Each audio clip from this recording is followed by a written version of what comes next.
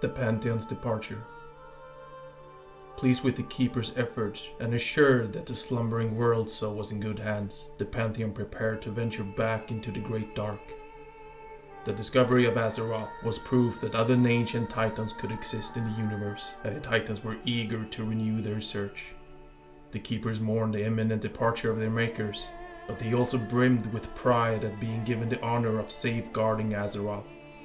To commemorate the Pantheon's departure, Loken and Mimiron crafted a set of enchanted artifacts called the Discs of Norgannon, which would transcribe history as it unfolded on Azeroth. If ever the Pantheon returned, they would possess a record of what had come to pass in their absence. In his final act before departing, Aman'Thul commissioned the constellar Algernon, the Observer, to serve as the world's celestial guardian. The possibility that the world's soul could become corrupted was one the Titans could not ignore. Should that come to pass, Algernon had the power to initiate a procedure that would activate the Forge of Origination, purging the world of life and any corruption that was present. With that, the Pantheon bade the Titan Forge farewell and disappeared into the stars. The Titans had done everything possible to heal Azeroth and to share the world's soul's maturation. All that remained now was to wait and hope that the world's soul would one day awaken. Galakrond. In the ages after the Pantheon left Azeroth, myriad life forms flourished across the surface of the world. The most savage and cunning were the proto-dragons, who dwelled in the frozen north of Kalimdor. The various proto-dragon species had a wide array of strengths and abilities. Some were gigantic winged beings of incredible fortitude, their spirits tied to the world itself.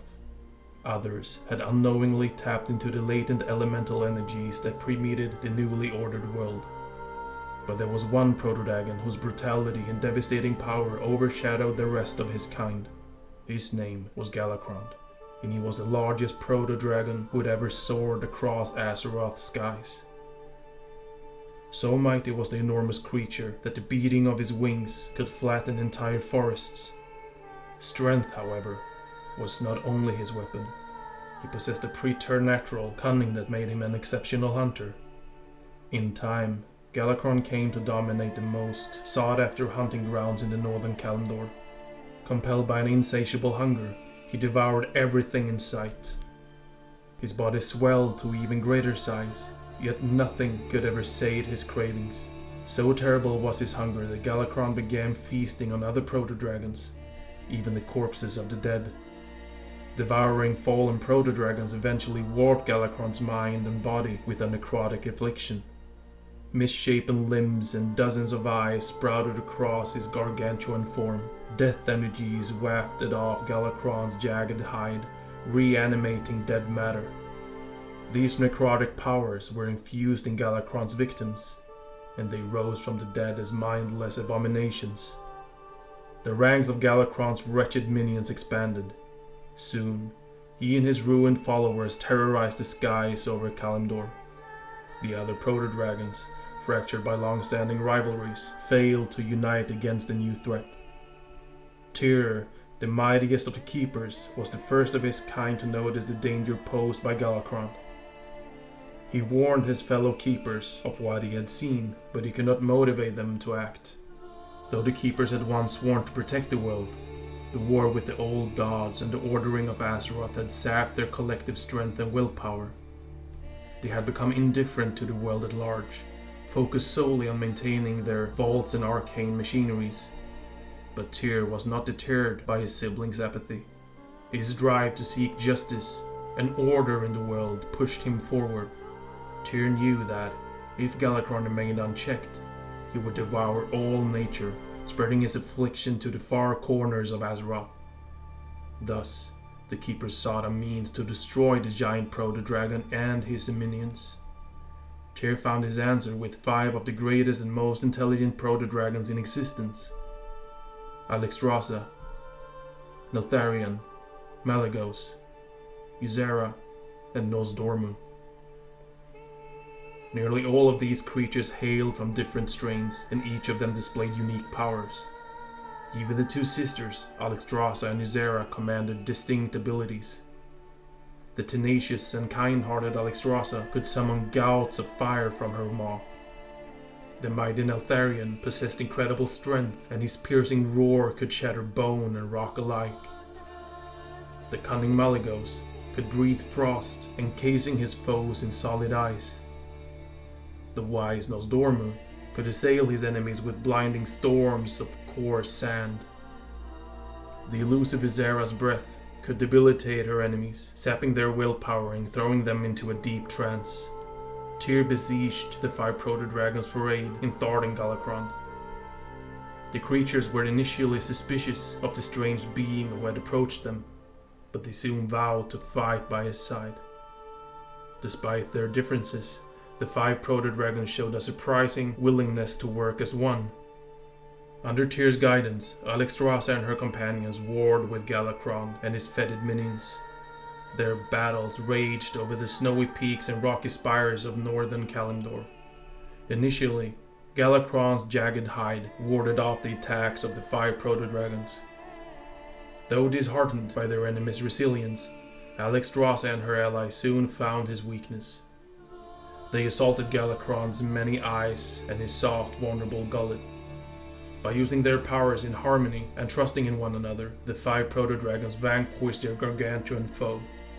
Galakrond's lifeless husk plummeted to the ground, smashing into the frozen tundra of what would become known as the Dragon Blight. The 5 proto-dragons had won despite all odds, but they had only done so by working together. It was a lesson they would not soon forget. RX'd and the others would carry on this ideal of unity and cooperation for ages to come. Tyr and the Silver Hand. Tyr fought alongside the proto-dragons, but Galakrond proved too powerful even for the Keeper of Justice. In one particular battle, the monstrous creature bit off Tyr's iron hand, suffusing him with necrotic energy. Although Tyr survived, his wound would never truly heal. Many years later, Tyr would replace his lost hand with one forged of pure silver. This silver hand would come to symbolize his belief that only through personal sacrifice could one achieve lasting justice. Charge of the Dragonflights. While Tyr and the proto-dragons were battling Galakrond, the other keepers finally emerged from their stupor. Too late, they realized the threat that had corrupted monstrosity post. They were heartened by the resolve of Tyr's winged allies and ashamed of their own apathy. Tyr, however, never chastised the other keepers. Instead, he convinced them to imbue the 5 proto-dragons with powers so that they could safeguard the lands of Azeroth. Only Keeper Odin challenged this idea. Though he acknowledged the proto-dragons' heroism, he did not agree that Azeroth's fate should be placed on their shoulders. Odin saw RX'd and her ilk as primitive life forms. Only the mighty Titanforge could be trusted to protect the world. Odin argued that, as Prime Designate, he had the final decision on how to proceed. Yet, Tyr and the other keepers disagreed. Through bravery and self-sacrifice, the proto-dragons had earned the right to act as Azeroth's guardians. Despite Odin's continued protest, the other keepers moved forward with their plans. After the proto-dragons defeated Galakrond, the keepers journeyed to the frozen tundra where the final battle had taken place. Even Ra traveled from the distant south to take part in the great ceremony that was to come. Acting as conduits of their creator's powers, the gathered keepers bestowed the blessings of the Pantheon upon each proto-dragon. High Keeper Ra channeled the powers of his creator, Aman'Thul, into the proto-dragon Nosdormu. Of all of Aman'Thul's myriad powers, Nosdormu was blessed with the mastery of time itself. Henceforth, Nosdormu became known as the Timeless One, and he held dominion over the intervening pathways of fate and destiny. The nurturing, ever-merciful Freya called upon her creator, Eonor, to empower the proto-dragon RX'd, known thereafter as Lifebinder. RX'd would devote everything she was to the stewardship of the living world. Having proved her courage and compassion in the battles against Galakrond, she was crowned the Dragon Queen and given command over her kind. Freya also besieged Eonar to bless Alexstrasza's younger sister, the proto-dragon Ysera, with nature's influence. Ysera was charged with keeping watch over the flowering wilds of Azeroth from within the Emerald Dream. Bound to this ethereal realm, she descended into an endless trance and became known thereafter as the Dreamer. Keeper Loken called on his creator, Norgannon, to endow the proto-dragon Malygos with incredible arcane powers. Henceforth, Malygos would be known as the Spellweaver. The limitless realms of magic and hidden arcana would be his to share, explore, and protect. Lastly, Keeper Arcadas asked his creator, Khazgoroth, to bestow some of his vast power upon the indomitable proto-dragon Neltharion, known afterwards as the Earth Warder. Neltharion was given charge over the mountains and deep caverns of the earth. He embodied the strength of the world and served for many long ages as Alexstrasza's greatest friend and confidant. Bristling with the Pantheon's energies, the 5 proto-dragons transformed into immense and graceful creatures. Nosdormu's hide took on a bronze hue like a sea of shimmering golden sand.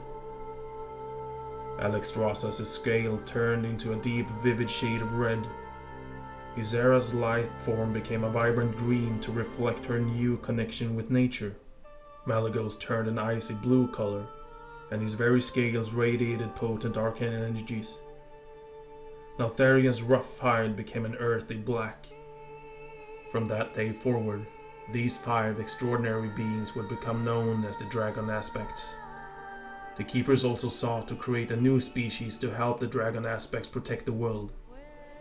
These beings would serve the Aspects as consorts and allies. To this end, the Keepers magically altered hundreds of proto-dragon eggs. From them would emerge creatures born in the image of the Aspects.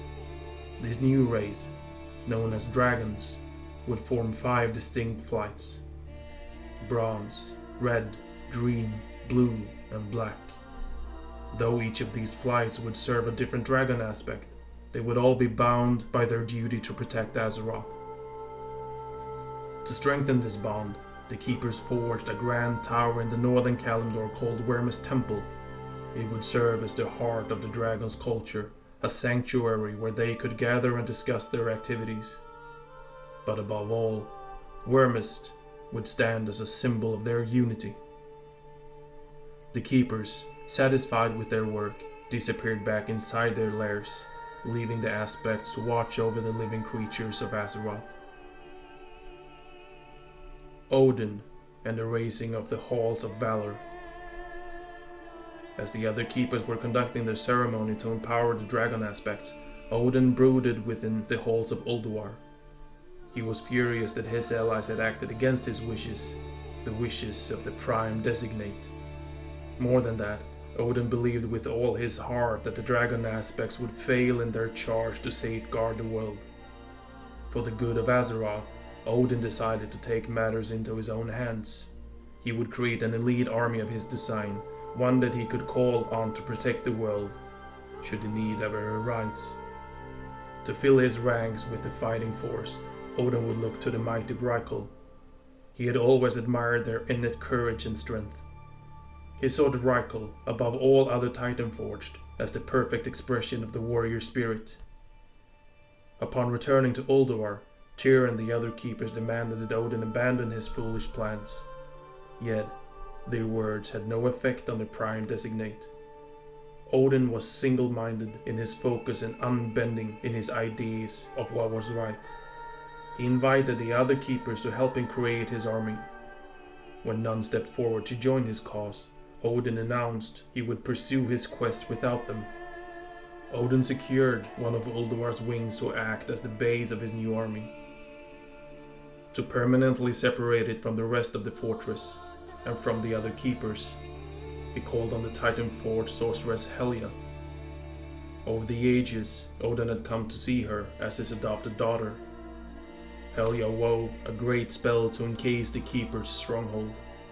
Then, focusing all of her powers, she ripped the colossal chunk of Ulduar from the earth and lifted it into the cloudy skies. In time, this floating citadel would become known as the Halls of Valor. From atop his fortress, Odin bellowed out a proclamation to all Vrakel. Those who proved their bravery by dying glorious deaths in battle would live again in the halls of valor. Their spirits would be transported to the fortress and given mighty new storm-forged bodies. These champions, these Valarjar, would serve as Azeroth's foremost guardians. Their deeds would live on in the hearts of all Titanforged forever after. All that remained was a means of ferrying the spirits of the dead to the halls of valor. For this, Odin studied the energies that permeated the Shadowlands. The knowledge he gained would allow him to transform some Vrakel into spectral beings known as the Valkyr. These wrath-like servants would travel between the Shadowlands and the physical world, guiding the souls of worthy Vrakel to the halls of valor. Yet, those who became Valkyr would be cursed to live as phantom beings for all eternity. No Vrakel volunteered for the grim task of becoming a Valkyr, and thus Odin decided he would create his servants by force. Helya admonished the Keeper for his willingness to turn the Titanforged into slaves against their will. The argument between her and Odin grew so heated that the two nearly came to blows. In the end, Helya warned that she would return the halls of valor to Ulduar if Odin did not change his mind. Odin saw Helya's disobedience as a threat, not only to his plans, but to the future safety of Azeroth itself. Blinded by his dream of what the halls of valor could become, he struck out at the sorceress. Odin shattered her physical form and twisted her spirit into the first of the Valkyr. Helya's howls of pain and anger rumbled across the surface of Azeroth and pierced into every heart of the Shadowlands.